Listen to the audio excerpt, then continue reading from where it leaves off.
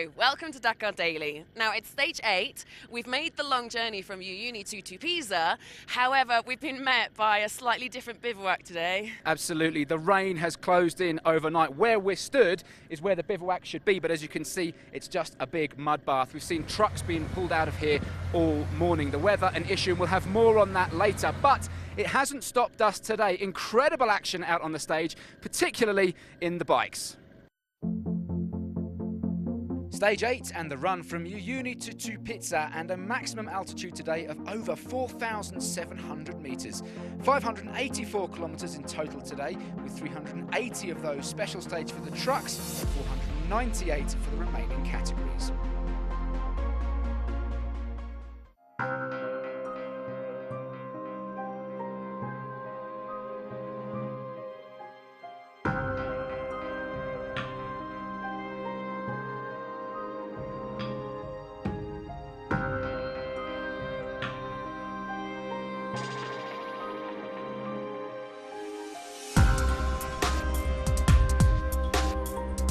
It's been an incredible battle in the bikes all rally, and today was no different. By waypoint 10, KTM's Antoine Méo was separated by just 10 seconds from then stage leader Ricky Brabec on the Honda. A great ride from the US rider today. But an incredible final sector once again from Méo saw the Frenchman take the stage victory despite nearly going down by just over a minute from Brabec. I pushed really hard today. The goal was to win. I catch quickly the Sultre and after Zitko, but I need to stop at the kilometer 100 something for Quintana. Then he have some problem. I was thinking he crashed. And anyway, after that, I see then Ricky was there and we pushed really hard. And every refueling, we see the gap was all the time the same. And last part was raining on the stage, and I say, sure, the California kids are not good in the mud. So I push harder and I win the stage. I'm so happy. A great performance too from Toby Price, third fastest today, 2 minutes and 45 seconds down on Méo.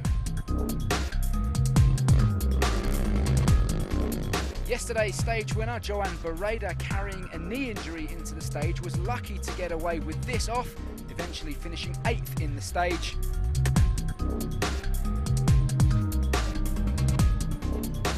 And next came leading female competitor Laia Sainz, doing another great job, 9th fastest today and 11th overall. But up at the business end, and after nearly 2,500 kilometres of competitive mileage, Adrian van Beveren leads the class overall from Kevin Benavides, separated by just 22 seconds. Matthias Faulkner third, 6 minutes further back.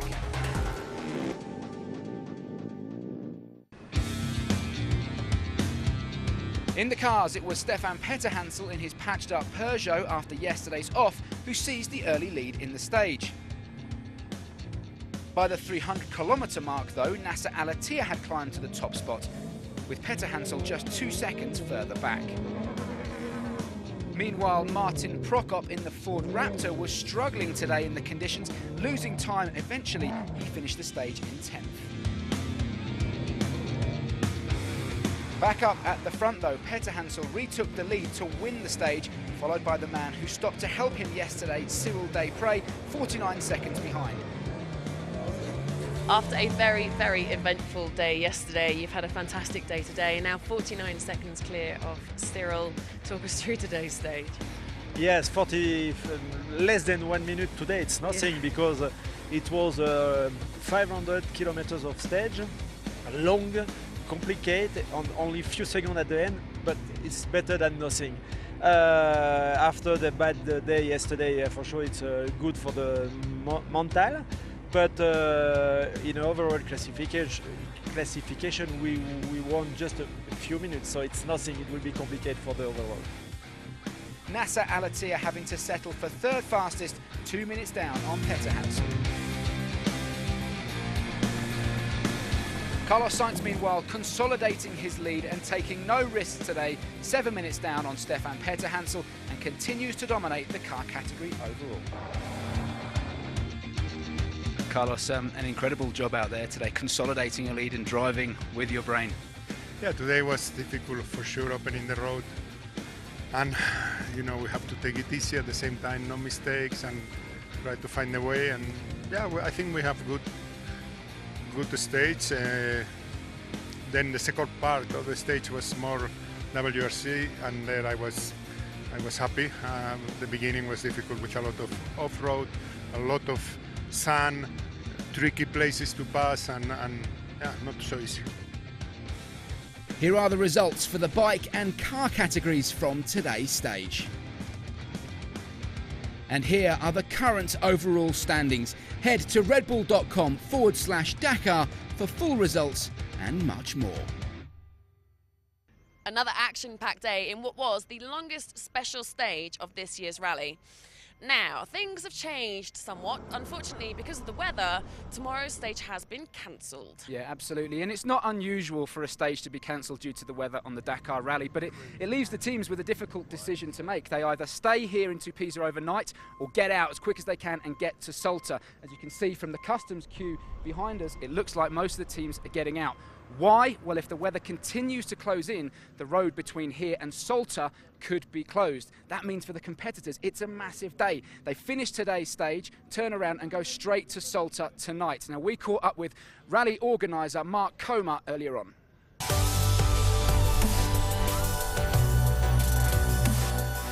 Mark, everybody's saying that this has been the toughest South American Dakar so far. You've really put the boys to the test this year.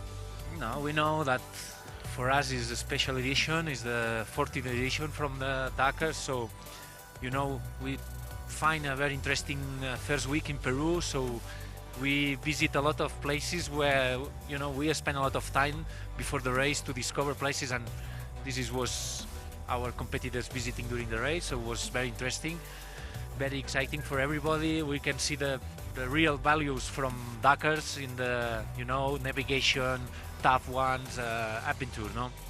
So this is very nice. And then we jump to Bolivia, where still some interesting places and stages are going on, except of course stage 7 and 8 is fantastic ones. But we are in travels for the stage 9. We are under not the best weather conditions for tomorrow, so we decide we want to be, we prefer to stay safe. We are coming from the very tough rally and very interesting, so we prefer to save one day. Okay, we cancel the stage number 9 and we go straight to the stage number 10. But we know that the stage number 10 is working well, is interesting, some dunes are there also, so we have to keep this atmosphere on the rally. Yeah, for us, when we design the road from the rally, we know that the stage number 9 is a transition one, no? So if we can lose one stage, is this one, because it's from the sportive side was the less interesting.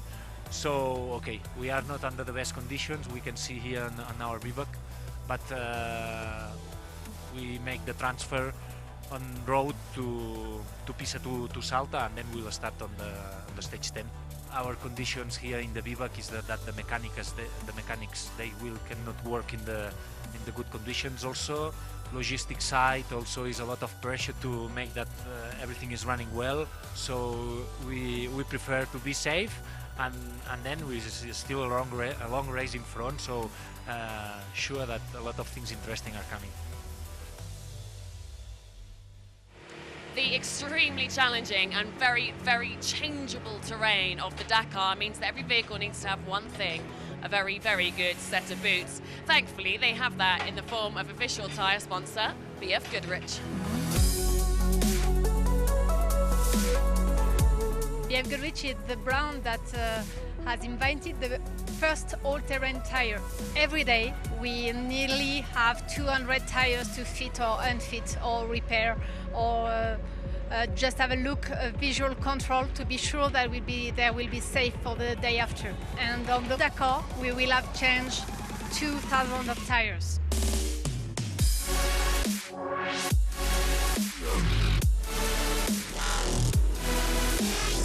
Really, the race tires that we do here are kind of a laboratory for us. They're different animals and they're from the same DNA as our road-going tires. So really you could say that these race tires are a more extreme version of what we put on the road.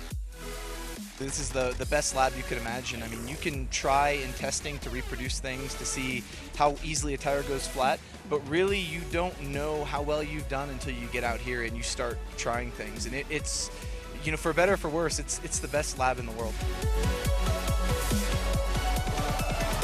We are about 20. We have 11 guys fitting and unfitting the tires every day from 3 to midnight. It's a very hard job because all the teams are coming at the same time and they have to deliver the best service. We have also 4 technicians able to advise and to get the report from all the pilots to get the information about the tires. And we've got some people from the marketing. Really, to make a tire like this, you have to have expertise not just in racing. A lot of it comes from aviation and mining. So tires like this are really, really interesting for us to do because we get to interact with people all over the company. I talk with guys who do military aircraft design, guys who do mining design, things like that. And we really put it all together, and it's the tires we make here. Adventure is in our DNA, and we always want to push the limits, and Dakar is the most difficult rally. That's why we are here.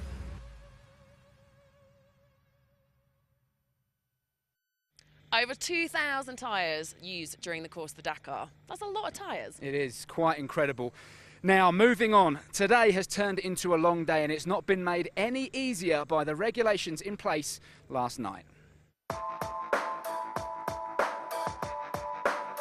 As part of the marathon stage, the regulations state that the mechanics get to have a rest and the riders and drivers have to do all of the servicing themselves, which presumably puts an awful lot more pressure on them. Yeah, for sure. After they've had a long day, they have to come back and all they want to do is have a shower and just chill out for the evening.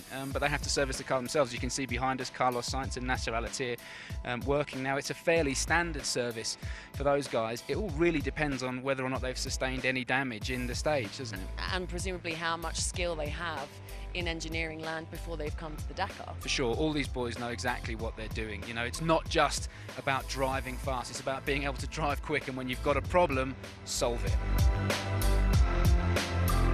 Today you are leading, tomorrow you are losing, you know. But okay, we are here in marathon day, we check our car, everything good, and we try to concentration for next 7 days. We see the rally this year is incredibly tough. Every day something happens, so I can only just try to think in tomorrow, pass tomorrow, and go day by day and see if we can continue like that.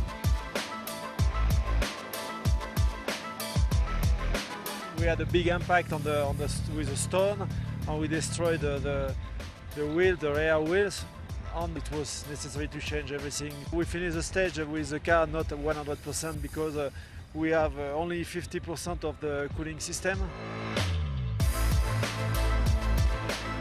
I think it's all slowly starting to come back, so hopefully in a few more days we might be able to start pushing pretty good. But yeah, at this stage it's just trying to look after the bike, look after ourselves, and there's still a lot of kilometres to cover at the moment, and I think we've got a 490 kilometre day tomorrow, so it's not getting easier, that's for sure.